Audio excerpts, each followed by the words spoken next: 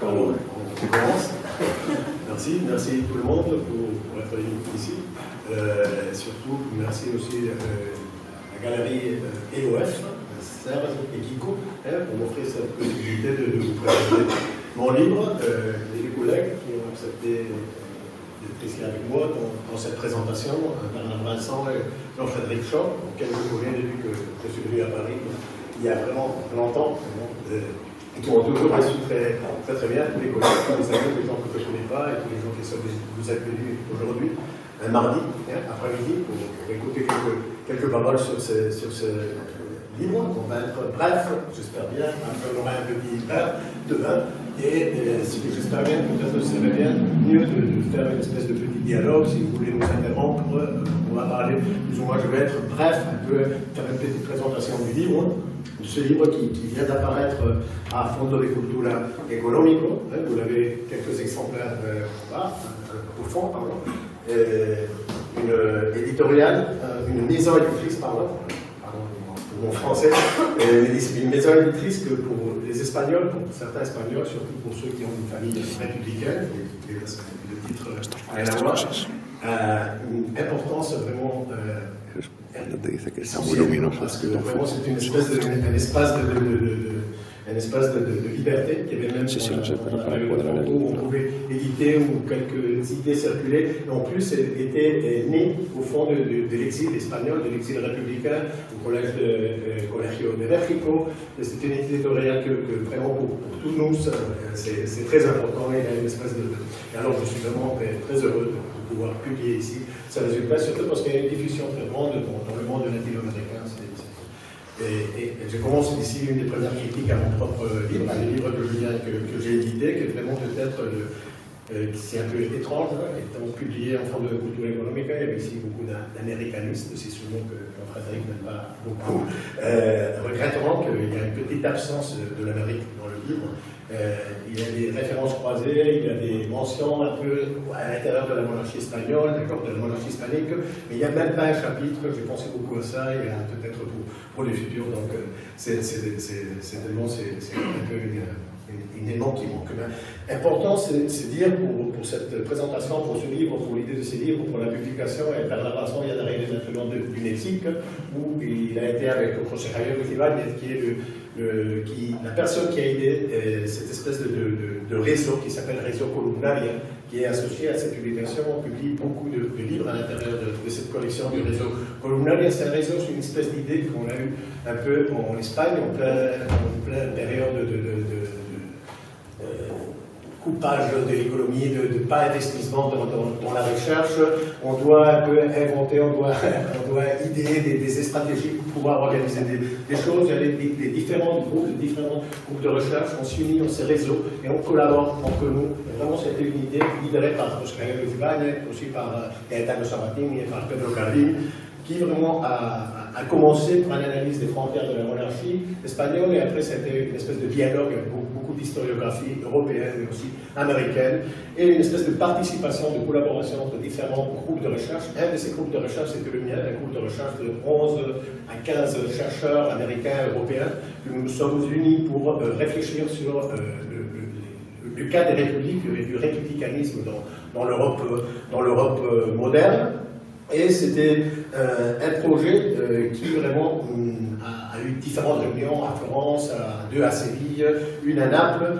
Finalement, on a produit ce bouquin, on n'a pas choisi toutes les interventions, on a vraiment réfléchi beaucoup sur la structure et sur les débats qui nous intéressaient. C'est donc un ouvrage collectif fruit de ce projet de recherche, mais un projet de recherche qui a vraiment des différentes perspectives historiographiques, de différentes traditions aussi historiographiques, je suppose que vous l'avez vu, mais surtout qui s'intéresse tout de même à réfléchir sur les républiques dans l'âge moderne d'une perspective que normalement n'a pas été la prédominante. Parce que normalement, quand on analyse le cas des républiques, on prend les républiques pour une espèce d'élément exotique, pour ce monde de cour, ce monde de princes. Lucien Bélic qui voulait bien ce monde des princes, cette Europe dynastique, et normalement c'est une espèce d'agent, d'élément secondaire qui n'est pas très important, ou d'une autre partie, la plus classique surtout, dans la historiographie de la pensée politique anglaise, l'école de Cambridge, c'est pour le républicanisme avec une espèce d'alternative modernisatrice. C'est la modernité avant la lettre, c'est une espèce d'exotisme aussi, maintenant même l'origine, l'héritage commun de cette Europe un peu fédérale, de cette Europe de société de marché, de cette Europe de la tolérance, de cette Europe du parlementarisme, donc d'un modèle qui serait complètement opposé au modèle dynastique en lutte perpétuelle avec eux. Donc ces perspectives pour nous qui avons réfléchi, pour moi ma tradition, moi j'avais réfléchi beaucoup sur les rapports entre la monarchie espagnole et les Hollandais, après j'ai commencé à réfléchir entre les cas de l'Hollande, après j'ai passé à analyser le rapport de cette structure monarchique si complexe avec une autre république qui était la République de Gênes. J'ai commencé à me rendre compte que le cas, au moins les cas que nous étudions, ne reprenaient pas du tout à ce cadre d'opposition, d'altérité, c'était plutôt une espèce d'interrélation très forte, des éléments de convergence, d'articulation, une espèce d'histoire coordonnée, d'histoire très, très forte. Et tout ça nous a fait donc nous projeter à réfléchir surtout sur les différents modèles d'État, et une chose qui vraiment peut-être nous intéresse aujourd'hui en tant qu'Européens, les différents modèles d'État, une réflexion qu'il n'y avait pas une unique forme d'articulation ou de création de l'État, et qu'il n'y avait pas simplement une opposition entre république ou monarchie, ou qu'il n'y avait pas une opposition entre parlementarisme et absolutisme.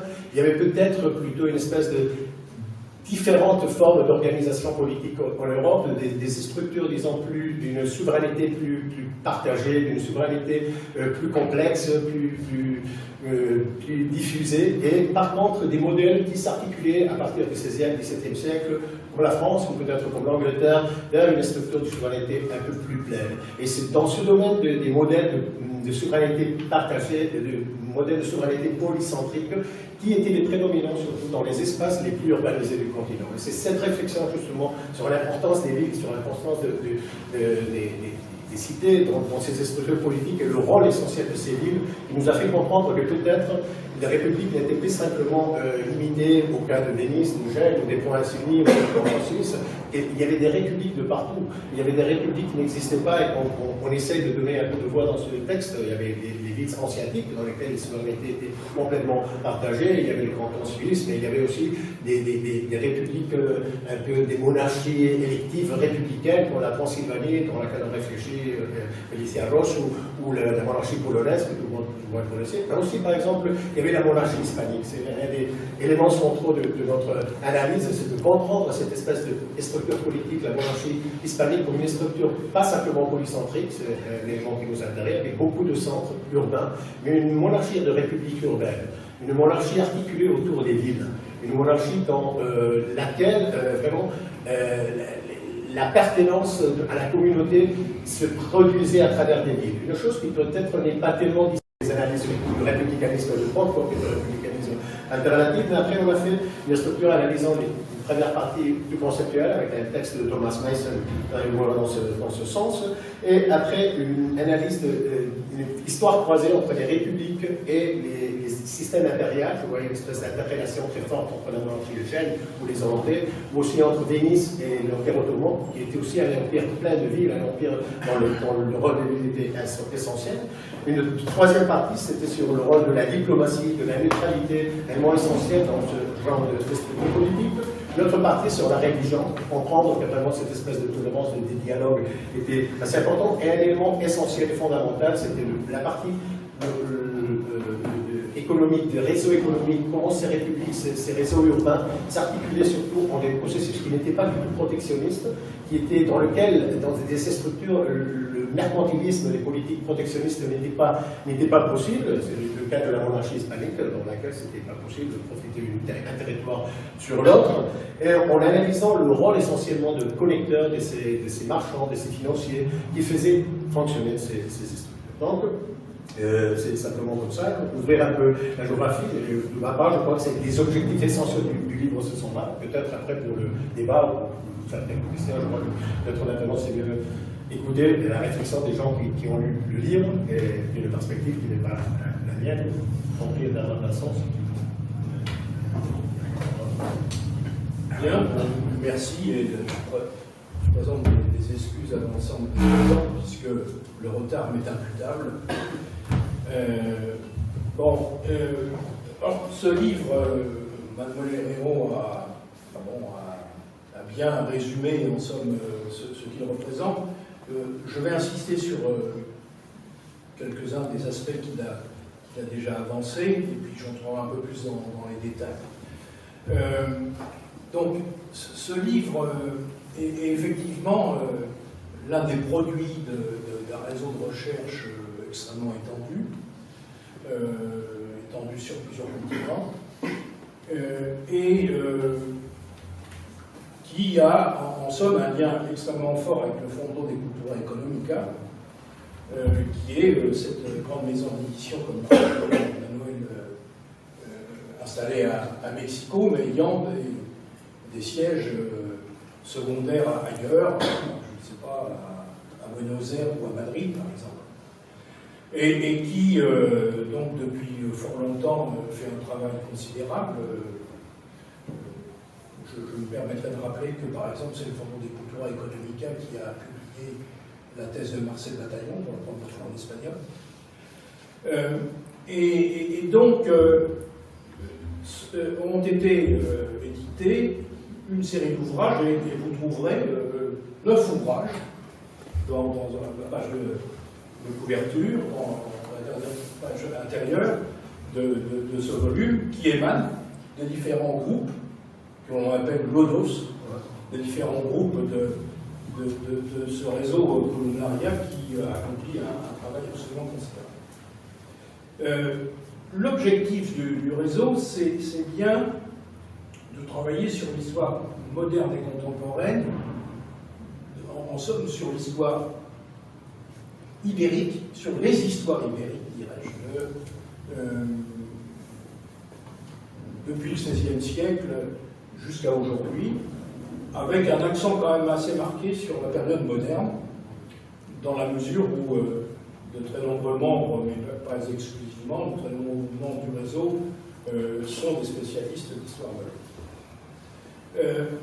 La monarchie portugaise et la monarchie espagnole sont donc au cœur des réflexions, au cœur des travaux, et ce livre, Republicas et Republicanismo, donc République et républicanisme dans l'Europe moderne, 16e et 18e siècle, s'inscrit bien dans cette perspective globale. Manuel, en somme, l'a aussi dit, quand il a conçu cet ouvrage, tu me diras si tu es d'accord, il a quand même pensé à la monarchie hispanique comme axe de cet ensemble. Alors maintenant, dans le titre, il est indiqué dans l'Europe moderne. Ce qui est extrêmement intéressant, parce que donc, la monarchie hispanique, qu'est-ce que c'est? Bon, tu viens de dire, c'est un monde où les républiques urbaines comptent particulièrement. Proposition forte, qui mérite discussion, ça y reviendra peut-être. Mais si la monarchie hispanique est un agglomérat en somme de républiques urbaines, il est certain que cette configuration, celle des républiques, a eu, comme tu l'as rappelé, une histoire longue qui a été avancée comme étant, en somme, l'autre face de la constitution d'État par rapport à la monarchie. Donc, une espèce d'opposition entre monarchie et république. Et le livre, qui donc s'intéresse à ces dernières, veut montrer que celles-ci ont occupé d'abord un espace plus vaste que qu'on l'a dit dans le monde européen. Tu l'as aussi rappelé, bon, il y a les cas classiques, Venise, Gênes, les Pays-Bas, bon, il y en a d'autres.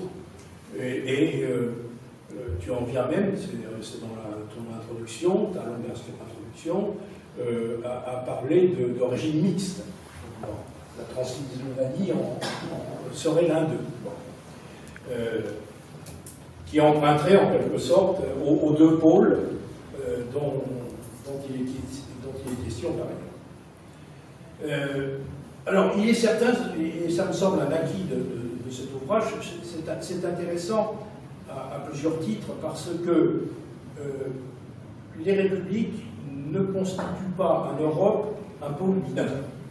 En somme, le grand pôle, ce serait celui des monarchies françaises, anglaises, pardon, si l'on veut espagnoles. Bon,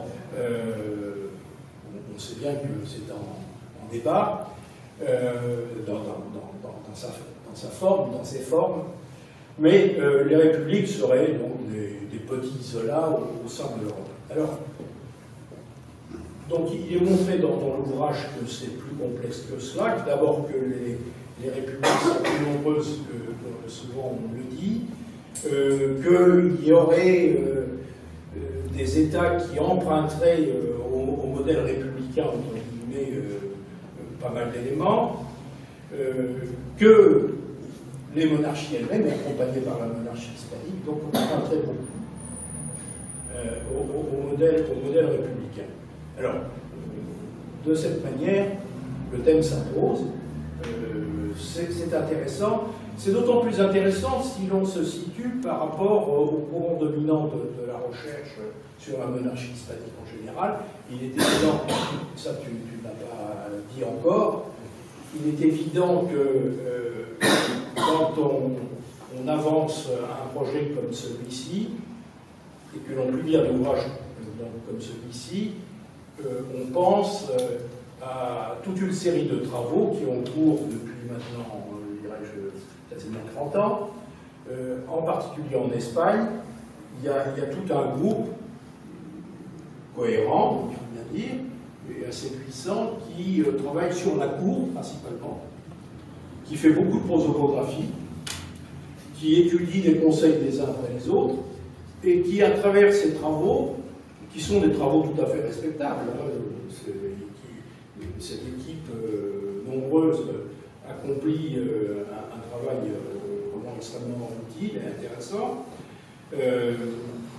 qui essaie de montrer qu'en somme, tout part de Madrid et tout arrive à Madrid. Bon, je force un peu le trait, mais à peine. Alors, il est certain que le réseau columnaria s'inscrit tout à fait en faux par rapport à cette vision, et Manuel l'a implicitement dit, puisque tu as employé, si je ne me trompe, 2 fois dans ta présentation le terme de polycentrisme, qui fait référence à un ouvrage qui a été publié en anglais, en somme, par le groupe, et auquel vous avez contribué tous les deux. Donc, il y a là une position vraiment aussi très forte, celle de considérer la monarchie hispanique comme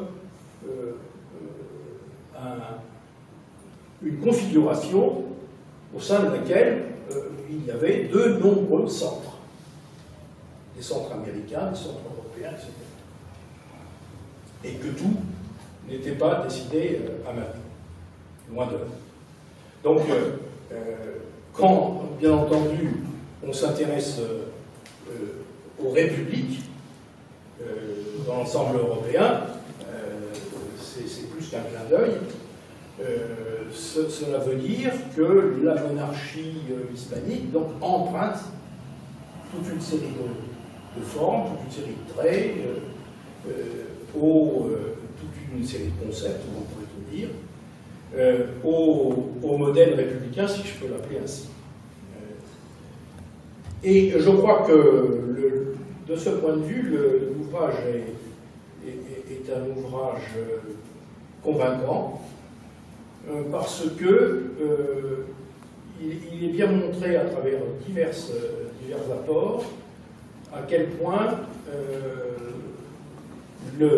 ces républiques a priori modestes, ne le sont pas tellement, et qu'elles ont joué sur la scène internationale un rôle absolument considérable dans leur pratique, par exemple commerciale, quant à l'information, etc. C'est en particulier dans la dernière partie.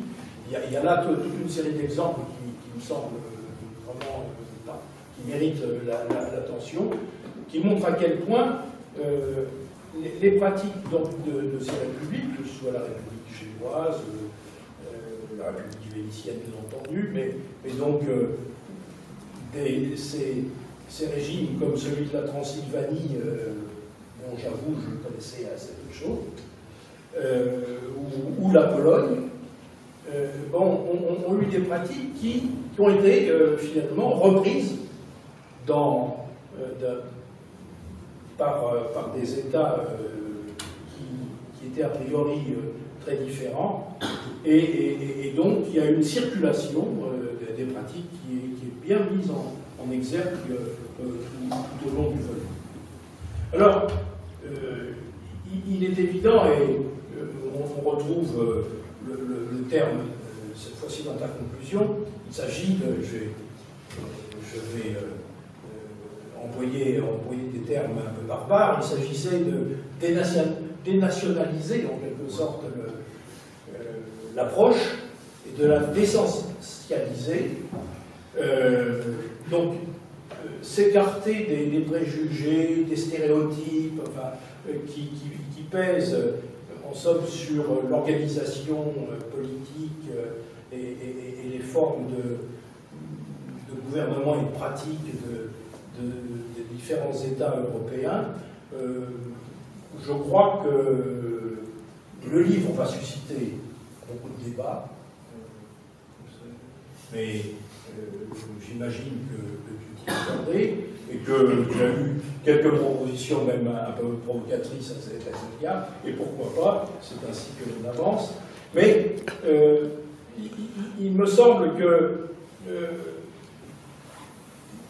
il faudrait revenir en quelque sorte à des textes fondateurs, et en lisant, je pensais à l'esprit des lois de Montesquieu. Montesquieu nous expliquait bien qu'il y avait en somme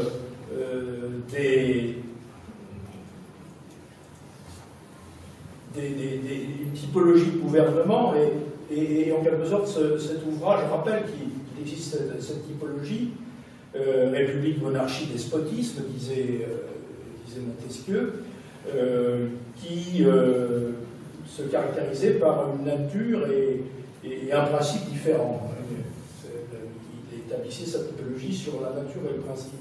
Mais Montesquieu, et là je reprends, et je l'ai apporté à dessein, un petit livre qui est pour moi, qui a été un livre fondamental dans ma formation d'historien, que je continue à pratiquer jusqu'à aujourd'hui, qui est le petit livre de Denis Richer, La France moderne, l'esprit des institutions. L'entreprise m'a rappelé ce qu'était l'enseignement de Denis Richer il y a 50 ans ou plus. Et la question de l'évolution de ces régimes est au cœur de ce travail, et vous montrez bien les uns et les autres à quel point il y a une sorte de plasticité des gouvernements qui fait qu'ils sont susceptibles d'emprunter à un moment ou à un autre pour évoluer. Et je crois que ceci, c'est vraiment l'une des leçons fondamentales.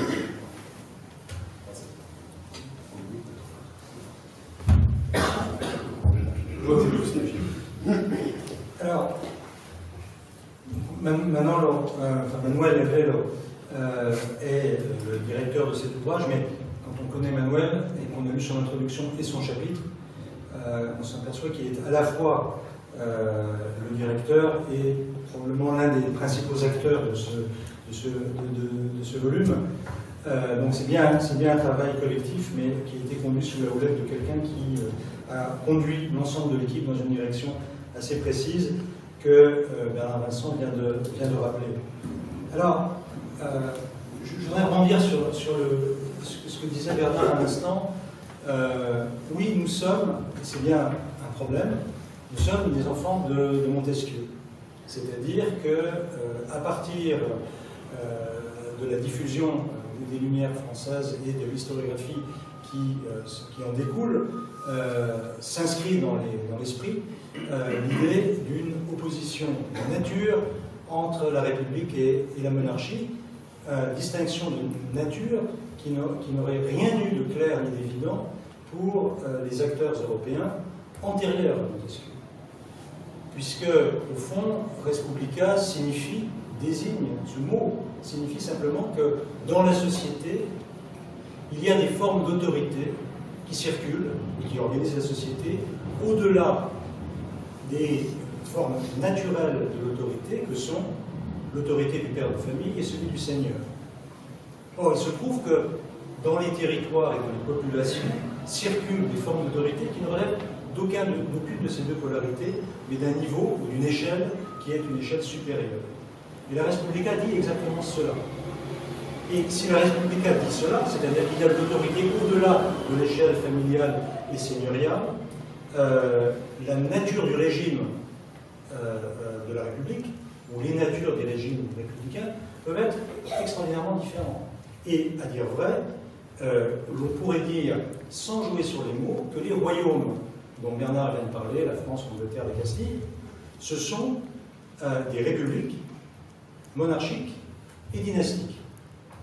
Et que les confédérations, comme la Confédération helvétique ou les villes-États dont Manuel a parlé il y a un instant, ce sont des républiques oligarchiques et électives. Mais ce sont toutes des républiques.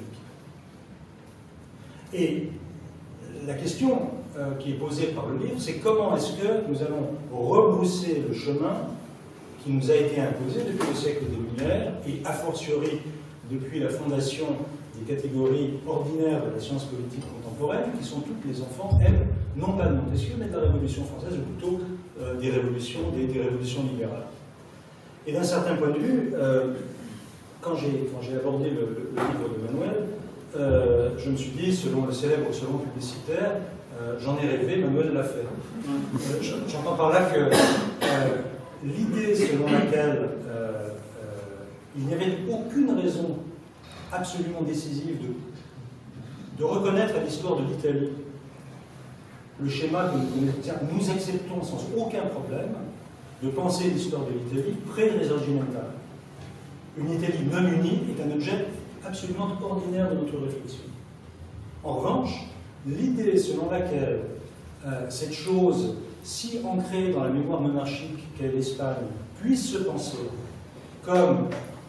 également se penser comme la confédération de villes qui étaient profondément autocentrées, comme la ville de Lisbonne, la ville de Séville, la ville de Barcelone, pour prendre trois exemples, la ville de Valence, et d'autres exemples. Au fond, nous étions nombreux, parmi les modernistes qui nous intéressions à l'histoire de la monarchie espagnole et de la monarchie portugaise, à avoir l'intuition qu'il y avait deux discours à tenir, ou deux grilles d'analyse à propos de la monarchie hispanique. Celle, bien sûr, d'un royaume fondé sur des principes monarchiques et dynastiques, mais en même temps d'un système qui reposait sur des confédérations de villes dont la puissance économique, dont l'autorité inscrite dans des symboles, dans la capacité à produire des discours sur elles-mêmes, de célébration d'elles-mêmes, de mise en cérémonie de leur puissance naturelle ou de leur origine mythologique, etc., n'avait rien à envier avec les mythologies que se construisaient les familles dynastiques partout en Europe. Et de ce point de vue, je peux dire que voilà, le livre de Manuel apporte quelque chose de tout à fait important.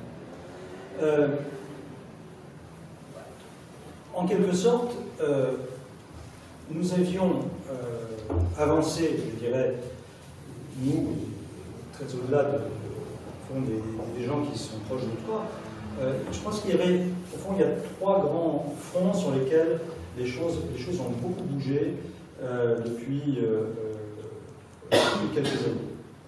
Bon, premièrement, et ceci n'est pas récent, depuis disons un quart de siècle, il existe un débat fort qui s'est, disons, dans la vigueur, s'est un petit peu émoussé, par fatigue des combattants, ce qui est normal, ou par conviction réciproque, qui a été, disons, la critique frontale très brutale que les historiens du droit italien, portugais et espagnol ont conduite contre le récit traditionnel de l'histoire de la formation de l'État moderne dans sa forme monarchique, et qui était présent dans la pédagogie aussi bien secondaire que universitaire de l'histoire monarchique, en tout cas pour ce qui concernait les deux péninsules, l'italienne et l'ibérique.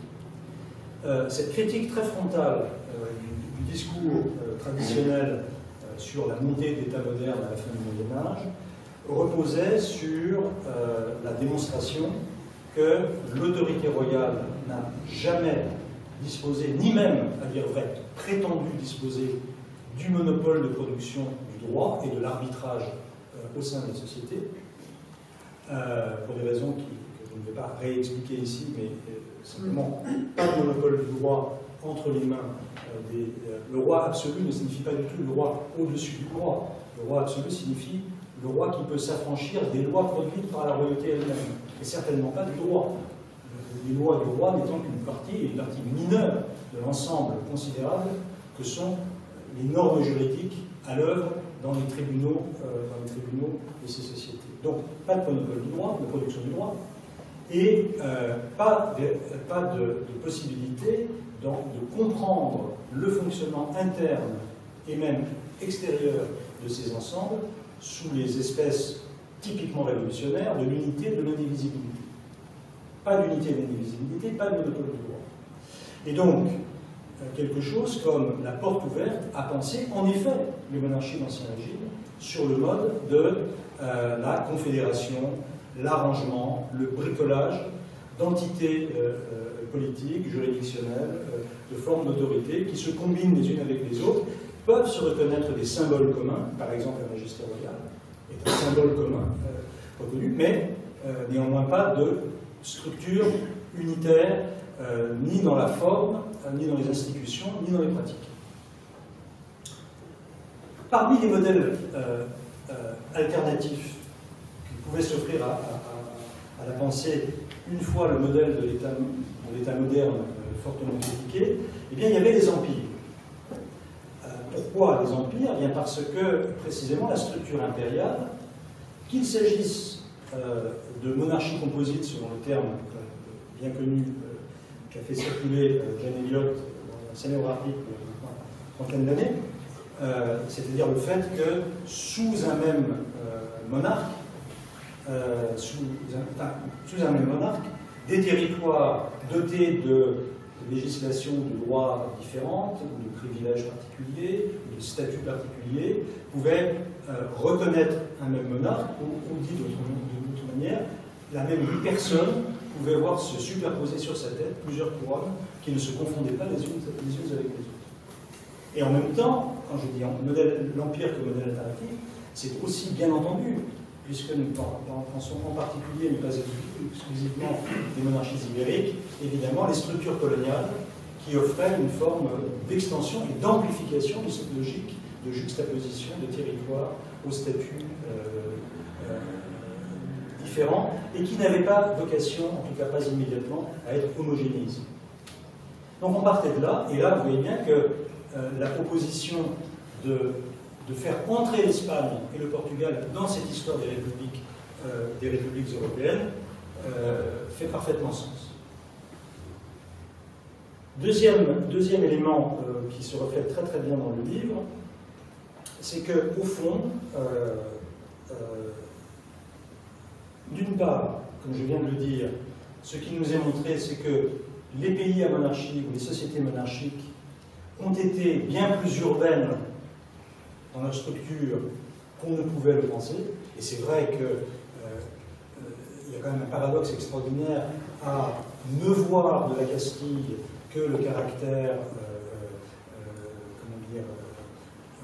autocentré de la figure royale, comme si on n'avait pas affaire, avec, je dis bien la Castille, à l'un des espaces les plus urbanisés d'Europe des 16e et 17e siècles. Donc, en finir en quelque sorte avec une sorte de contradiction qui serait il faut choisir où on a une société urbaine, c'est-à-dire avancée, évoluée, etc., ou on a une société monarchique fondamentalement agraire, mais les deux ensemble, ça ne marche pas.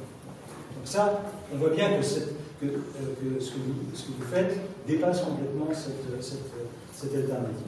Mais d'un autre côté, je dirais que je pense que c'est extraordinairement important, c'est que ce que vous montrez, c'est que les sociétés républicaines, au sens des villes-États pour aller vite, étaient en réalité bien plus corporatives que ce que le discours en vogue dans les pays anglophones ou néo-anglophones des 40 ou 50 dernières années veulent bien nous raconter.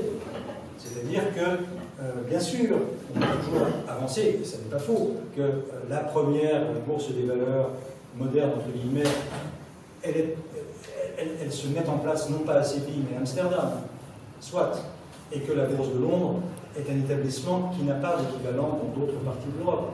C'est tout à fait exact.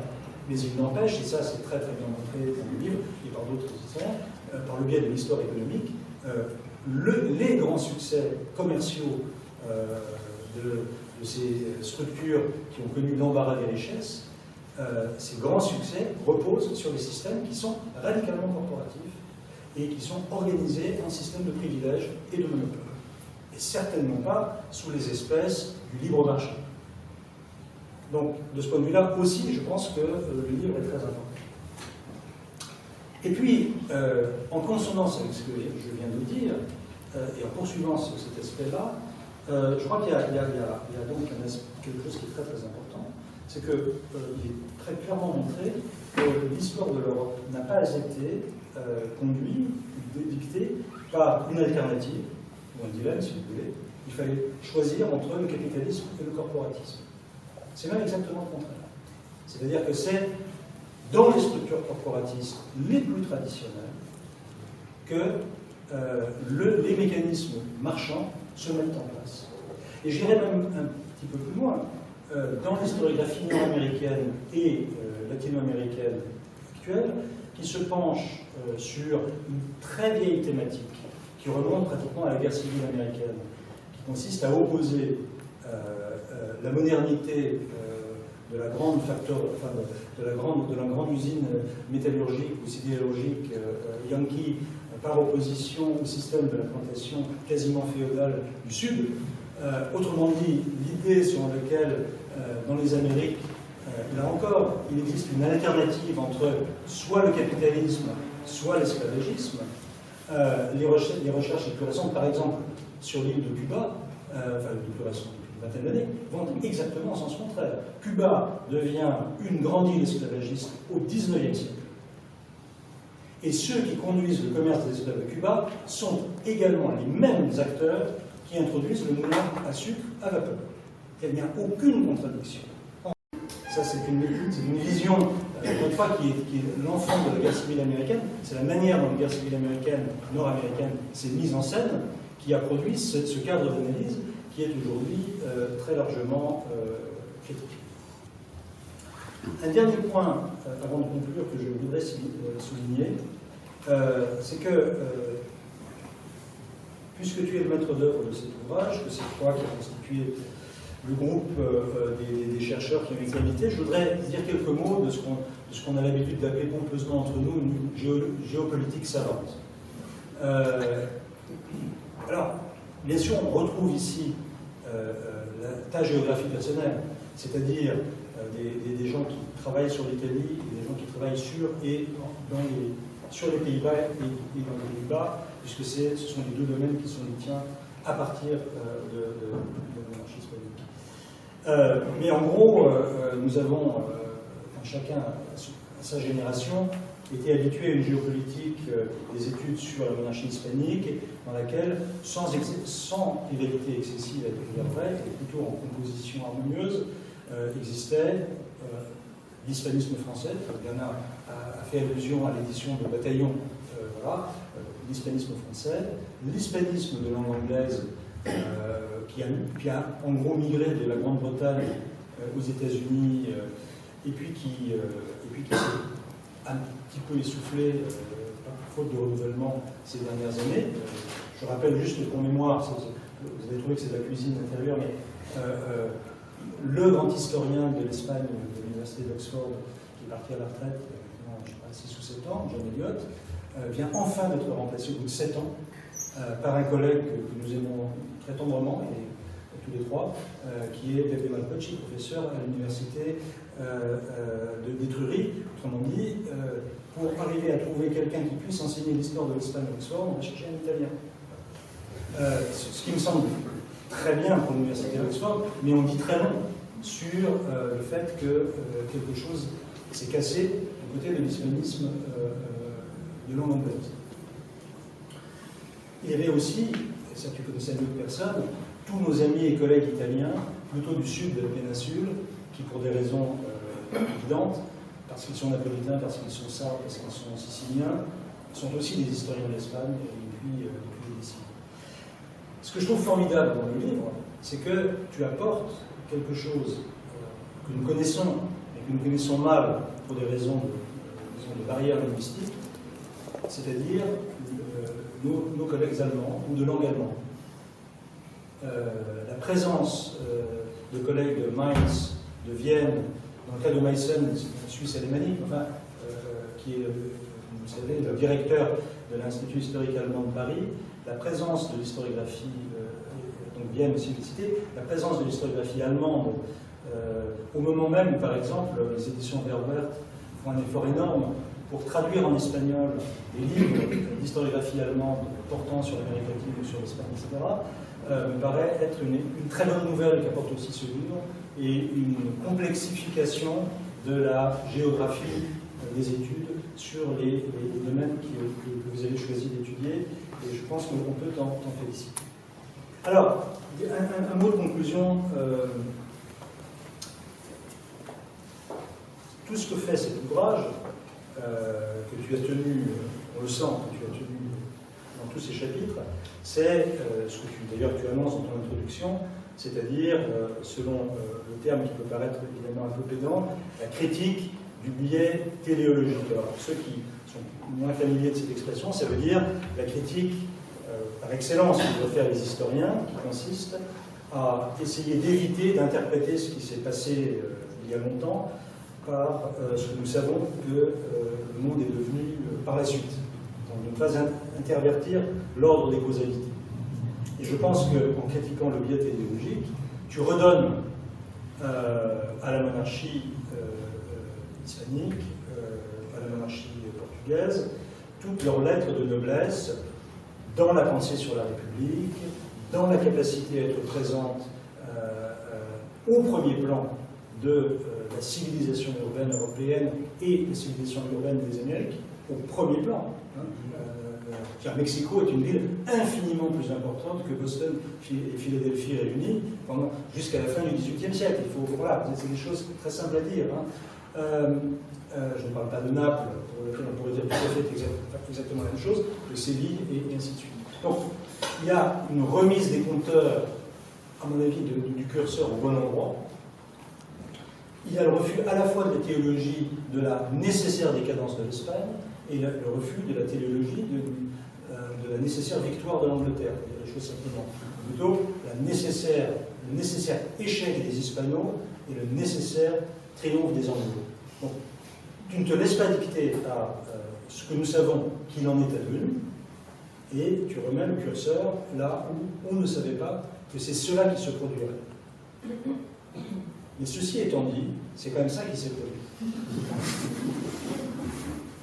Et je pense que comme historien, nous ne pouvons pas ne pas tenir compte, alors non pas pour critiquer la critique, je pense que tu as parfaitement raison, mais je reste, c'est une opinion qui sort peut-être du débat historique pour peut-être une opinion plus civique ou citoyenne, que l'articulation entre le défaut, le déficit d'esprit civique, le déficit de productivité économique et le déficit d'innovation scientifique sont des phénomènes qui s'articulent l'un à l'autre, qui s'alimentent l'un par l'autre et qui sont de facto pour nous aujourd'hui, et depuis peut-être 200 ans, 150 ans, je ne sais pas, plutôt des phénomènes du sud de l'Europe et des phénomènes du sud des Amériques que des phénomènes du nord de l'Europe et des phénomènes du nord des Amériques. Et donc, ce n'est pas pour, juste pour être désagréable en fin de discours, je pense qu'il faut absolument, je suis entièrement d'accord avec toi, ne pas refaire l'histoire à l'envers, mais on peut quand même garder en tête, malgré tout, pour ne pas, au fond, faire ce que vous pourrez appeler de Hispanic Pride aujourd'hui, faire comme si il n'y avait pas eu, dans la phase contemporaine, de véritables progrès. On fait quelques petits commentaires, peut-être c'est mieux que vous parliez ou vous faites des questions. Simplement, deux choses pour moi très agréables que nous avons écoutées. J'ai vu que vous avez bien compris le livre, au moins ce que je voulais dire, c'était l'idée de notre groupe de recherche, mais tout de même, c'est un peu une question essentielle. Bernard Vincent, maintenant à la fin, tu disais la façon d'analyser la monarchie hispanique, c'est parce que peut-être on pense que ce n'est pas simplement une monarchie hispanique, ce qu'on essaye, et c'est essentiel pour nous, c'est de dénationaliser cette structure politique. Elle n'était pas hispanique. Madrid, elle était la capitale, mais ce n'était pas hispanique. Naples et le Mexique étaient beaucoup plus grands que Madrid et beaucoup plus actifs. Et c'est une histoire qui doit se comprendre dans une structure assez globale, surtout d'une perspective européenne. Je crois que c'est la façon de faire l'histoire de l'Europe. Et c'est à cause de ça que j'ai pris en compte des historiens qui n'avaient jamais réfléchi sur le cas de l'Espagne. Je pense qu'il y a très peu des Allemands, peut-être aussi qui étudient le monde américain. Thomas Meiss n'avait jamais réfléchi sur ce cas. Pour lui, c'était ce paradigme de la monarchie hispanique qui était le premier pas avant l'absolutisme français. C'était une chose très claire. C'était une chose qu'ils opéraient comme ça dans le livre. Et réfléchir et discuter avec eux, c'est une chose très bien parce que je crois comprendre la monarchie hispanique à travers les yeux d'un Allemand qui a des structures du Saint-Empire complètement désagrégées, ces structures polycentriques avec des républiques, des monarchies à l'intérieur de cette structure très étrange, c'est une perspective qui nous fait vraiment arriver à comprendre plutôt mieux comment ça fonctionne cette structure politique. Et c'était ce dialogue que je croyais que c'était un peu dénaturalisé de la part des hispanistes, pas négativement, mais simplement parce qu'ils voulaient, disons, un peu exalter, analyser cette histoire d'Espagne qui n'avait qu'une version ou franquiste ou traditionnaliste, et alors ils sont venus pour nous réfléchir et pour nous ouvrir. C'est très bien, mais c'est vrai que maintenant, l'Europe, les gens, on bouge, on est en contact, on fait des modèles d'historiographie qui revalorisent une chose aussi très importante pour comprendre l'histoire de l'Europe, ça, cette espèce de l'analyse de la construction de l'État à partir du local. Donc on comprend beaucoup de l'histoire de l'Europe, de la façon dans laquelle l'Europe fonctionne actuellement, de la façon dans laquelle l'Europe n'est pas simplement une espèce n'a pas besoin de devenir un État centralisé complet, peut-être la capacité, la plasticité, la capacité de fonctionnement de cette structure politique qui est très productive et qui n'est pas négative parce que simplement ça n'écume pas cette espèce de parallélisme État-souveraineté. Peut-être non, il y a beaucoup d'autres façons. Si on fait un regard en arrière, on voit des structures comme la monarchie hispanique qui étaient hégémoniques pendant 2 siècles et qui n'opéraient pas de cette façon, et qui opéraient justement dans un consensus du local. C'était dans le local où les gens naturalisaient les populations, c'était dans le local où se construisait le consensus, c'était une structure politique très grande, un empire, d'accord, peut-être l'Europe aujourd'hui, c'est un empire aussi, mais c'est un empire qui n'est pas un État centralisé. Il y a beaucoup d'autres façons de se construire qui n'est pas un État centralisé. Et la réflexion justement du local et après justement des perspectives complètement différentes des gens qui n'ont jamais réfléchi de cette façon à la monarchie et qui ont arrivé à comprendre que peut-être oui, il y avait des ligues, il y avait des républiques à l'intérieur. C'est peut-être le dialogue que vous suivez. C'est bien. Je ne sais pas si vous voulez demander des choses. Parce qu'on a parlé beaucoup de temps. Non, maintenant, on ne sait pas.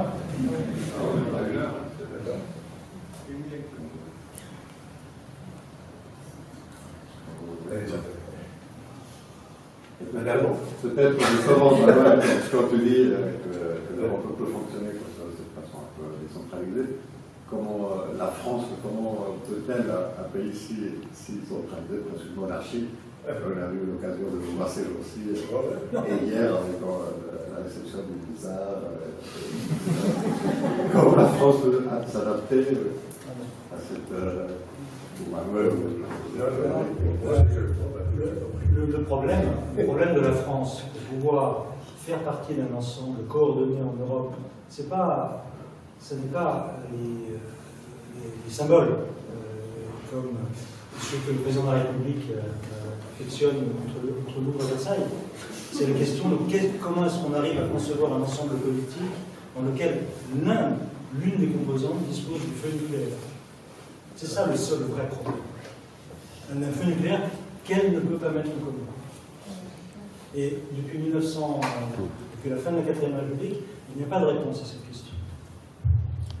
Oui, mais peut-être il pourrait s'articuler une structure dans laquelle peut-être la France pourrait être une nation nucléaire à l'intérieur d'une structure politique comme il doit être un État, d'accord, avec un monopole dans ce domaine, mais qui pourrait, par exemple, mais c'est ça, il y a une versatilité très forte dans laquelle on pourrait réfléchir. C'est vrai que notamment, c'est paradoxal que, par exemple, la France est vraiment une espèce de république qui est une monarchie, peut-être l'Espagne qui est une monarchie, mais pas du tout une monarchie, et continuer à être une république complètement fragmentée où le roi est derrière. C'est peut-être cette question que tu peux comprendre pour une structure politique comme l'espagnol, avec ce problème de nationalité, de nationalisme, c'est parce que peut-être que la meilleure façon serait s'intégrer dans une structure majeure, on était peut-être la monarchie hispanique. Dans le cas de la France, c'est un processus peut-être de régionalisation, de renforcement, d'élargissement un peu de Paris, de renforcement des localités périphériques, très difficile pour être une bonne chose, je ne sais pas. Mais avec moi, avec les régions européennes, tout ça, ça pourrait peut-être à la fin. On commence à voir, il y a des noyaux qui surgissent en France, on ne sait pas.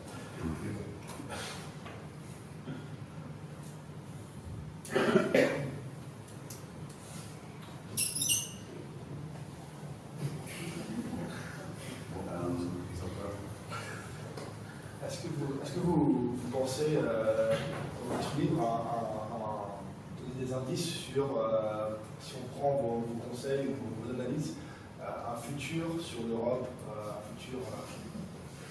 Je crois que ce n'est pas le rôle des historiens de faire cette chose, surtout sur l'analyse du passé, simplement ce que j'essaye, c'est de ne pas projeter dans le passé, c'est très difficile, c'est impossible, plus ou moins essayer d'être le plus scientifique possible pour ne pas utiliser des références comme les nations, comme beaucoup d'États comme il est maintenant, pour comprendre un passé qui n'était pas du tout comme ça.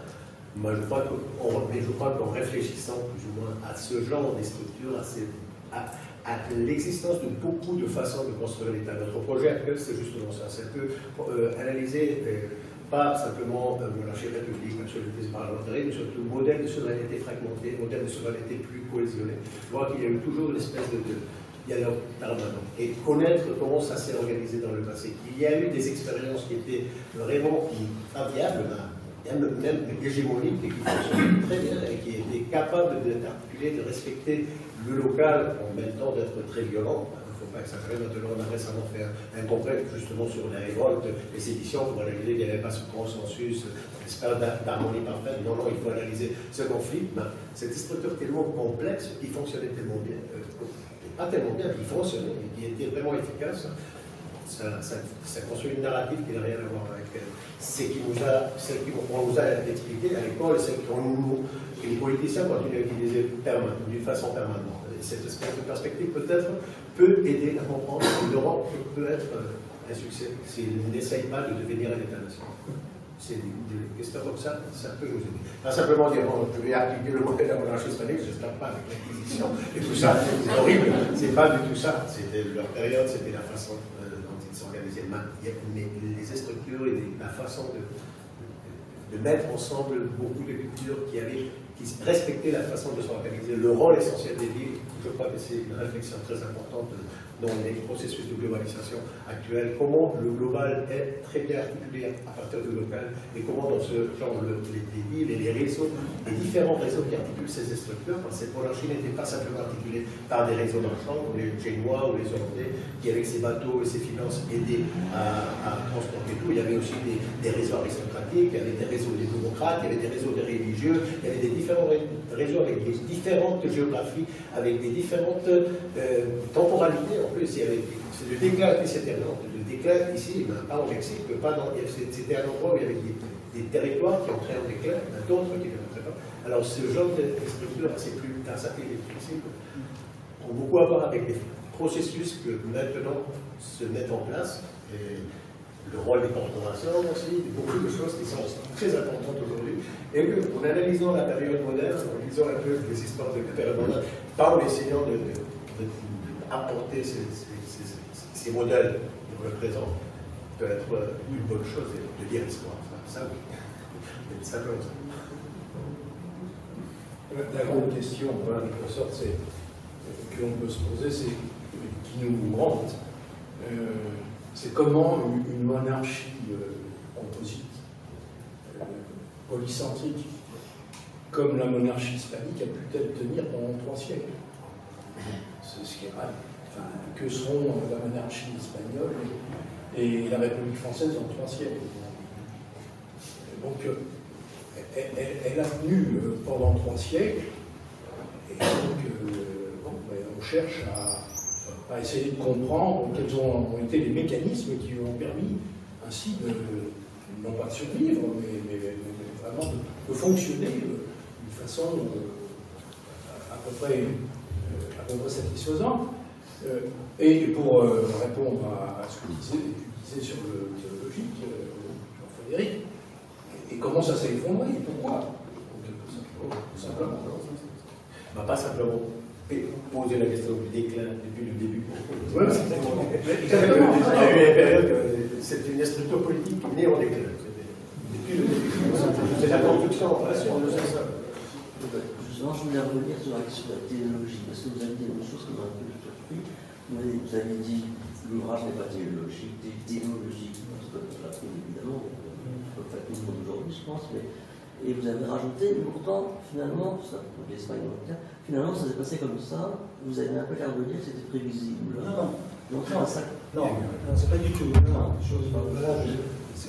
simplement, je voudrais pas, je vais le dire de manière très claire, je ne voudrais pas que l'effort intellectuel et scientifique qui est conduit par l'équipe Garben, nous sommes partis prenants tous les 3 de ce mouvement, en fait, qui consiste à ne pas partir du constat que le monde hispano a moins été performant sur tout un ensemble de critères qui nous viennent à l'esprit immédiatement que le monde anglo. Prendre cette rivalité-là, il pourrait y avoir d'autres rivalités ou d'autres comparaisons à l'époque contemporaine. Donc l'idée c'est, voilà, on ne part pas de là pour analyser ce qui se passe au XVIe, XVIIe, ni même au XVIIIe. Bon, là-dessus on est d'accord. Ça c'est, disons, dans le secret du cabinet, de la tour d'ivoire, de la recherche en histoire, etc. Il ne faudrait pas, à mon avis, que cet effort-là ait une traduction dans le débat général, dans le débat ordinaire, commun, politique, etc., qui consiste à dire non, il n'est pas vrai que les performances du monde hispano sont sensiblement moindres que celles du monde anglo, dans ce que nous constatons depuis l'époque contemporaine. C'est-à-dire, autrement dit, il ne faut pas partir, il ne faudrait pas à l'inverse partir de ce que des gens comme Manuel font pour gommer les difficultés qui sont constatées aujourd'hui. C'est ça que je veux dire. C'est-à-dire, on peut expliquer de mille et une manières, je ne sais pas moi, le fait que les États-Unis d'Amérique ont conquis 46% du territoire de l'Empire du Mexique en 1840 et que cette blessure, cette espèce de traumatisme est toujours vivant dans le tissu de ce continent, etc., etc. Bon, on peut tout expliquer, mais les performances des États-Unis en tant que puissance militaire, politique, économique, scientifique, culturelle, entertainment, etc., sont des performances qu'on les trouve antipathiques, sympathiques, qui n'ont aucune espèce d'importance, mais qui sont objectivables. Et qui sont comparables, voilà, qu'on peut comparer. Alors que, comme je disais, en 1750, en 1770, Mexico est une ville beaucoup plus importante que Boston ou Philadelphie.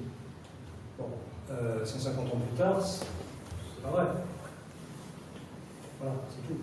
Et j'ai pas la clé, mais je voudrais pas que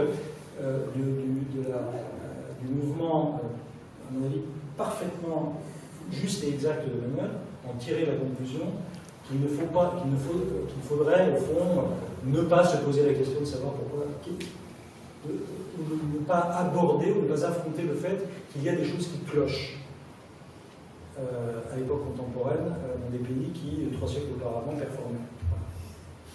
Mais c'est ça que je voulais dire. Hein, Oui, très rapidement, Manuel, et c'est un peu au fil de la réponse du workshop, c'est une question ouverte. Est-ce que vous avez pensé à une traduction en anglais? Et si au-delà du cercle, que je pense avec qui tu as travaillé, avec Anna Herzog, etc., si au-delà de ces cercles, des gens qui sont en train de les réfléchir, quelle est ta perception de la réception d'un livre comme ça dans le monde anglais? Et la deuxième question, très rapidement, l'intégration, et je profite justement parce qu'il y a la présence des Jean-Fred et de Bernard Vincent, et qui sont des spécialistes sur ce sujet. La question du Portugal, l'intégration du Portugal dans la monarchie de l'île, au-delà de dire ça ajoute de la complexité, est-ce que c'est un chantier de réflexion de organisation politique, quelque chose de nouveau, quelque chose qu'on revoit justement par rapport à ce qui existait auparavant? Portugal. Paradoxalement, c'est pas sur le Portugal que je dois te répondre, Léo. C'est quand tu poses la question de savoir si ce livre peut être traduit en anglais, la réception de Noël du côté de l'université nord-américaine. Mon sentiment, à voir la production actuelle, c'est que les latino-américanismes nord-américains sont les premiers à penser que des villes comme Mexico, comme Lima, comme Cusco, sont des villes, sont des lieux absolument fondamentaux et à ne pas avoir de regard téléologique sur le nécessaire triomphe anglo-protestant par rapport au monde hispano-catholique. Chez les latino-américanistes nord-américains, dans leur grande majorité. En revanche, ce qui est absolument effrayant dans le paysage intellectuel nord-américain actuel, c'est que l'Espagne n'existe pas. Ça n'existe pas, c'est rien du tout. C'est vraiment, c'est devenu rien du tout. Et c'est vraiment quelque chose de totalement catastrophique. L'Amérique existe un peu. L'Amérique hispanique. C'est ce que je dis, existe. Oui, non. Pour les latino-américains et les nord-américains, ils sont parfaitement prêts à entendre ce que contient cet ouvrage, parce que le regard qu'ils portent sur l'Amérique latine est un regard extraordinairement, on dit aujourd'hui, inclusif. Mais la façon dont l'université américaine tourne le dos à l'histoire européenne en général, à l'histoire espagnole en particulier, est quelque chose d'absolument vertigineux. Je rappelle simplement, j'indique simplement que dans le système de distribution des thèmes qui se traduit par le recrutement des professeurs dans les universités nord-américaines, une place de plus en plus grande a été accordée, et c'est tout à fait légitime, à l'histoire médiévale de la Chine, à l'histoire contemporaine de l'Inde. Il y a toutes sortes de sujets qui sont des sujets absolument majeurs de l'histoire. Mais il ne faut jamais oublier que l'ouverture de ces postes de professeurs se sont toutes faites au détriment des enseignements sur l'histoire de l'Europe et jamais au détriment des enseignements sur l'histoire des États-Unis. C'est-à-dire que le domaine de l'histoire des États-Unis aux États-Unis a su conserver, s'est constitué en forteresse et a su conserver la totalité de sa puissance de feu, si j'ose dire, professionnelle. La partie du paysage qui a dû se sacrifier, ou qui a été sacrifiée à son corps défendant au profit de l'histoire des autres régions du monde, c'est l'histoire européenne. Et donc l'histoire européenne est en train de se réduire comme une peau de chagrin dans les départements d'histoire aux États-Unis, et je répète, tandis que l'histoire états-unienne des États-Unis, elle, se porte comme un charme et on ne sacrifie pas le quart de la moitié d'un demi-poste pour en faire autre chose. Voilà. Non, mais c'est America First, mais China too, and India too. Mais non. Illusion, les possibilités de traduction sont extrêmement. Non, c'est une chose que je dirais pour la. Ça serait très facile parce qu'il y a plus de la moitié des textes qui étaient originellement en anglais ou en français qui ont été traduits en espagnol, donc ça ne serait pas un travail très compliqué. Mais tout de même, je crois pas en ce moment, on va commencer en espagnol. d'autant plus que la politique de traduction est extrêmement limitée. Là, on a besoin de l'Europe, de plus d'Europe. Moi, je serais intéressé de savoir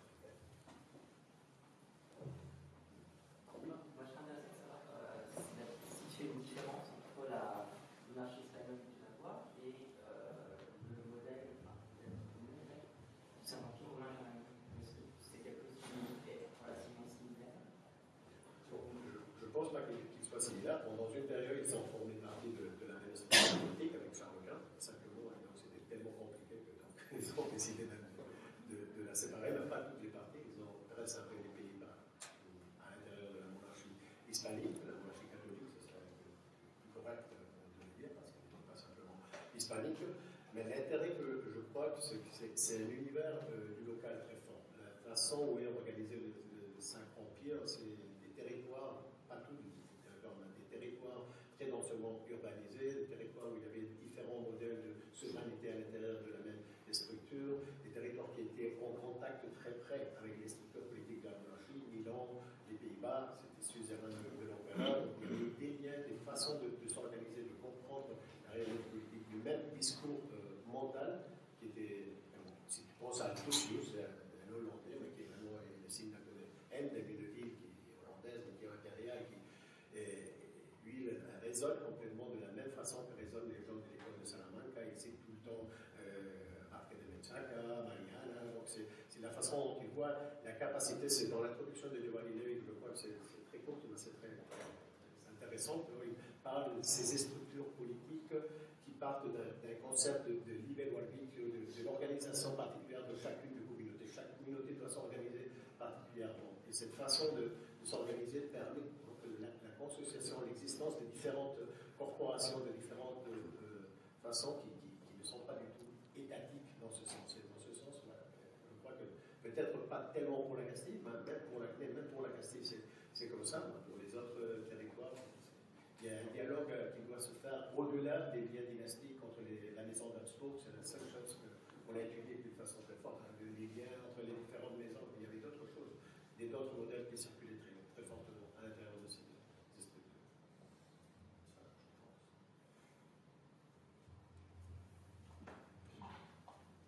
Je crois que c'est le moment de prendre un pause.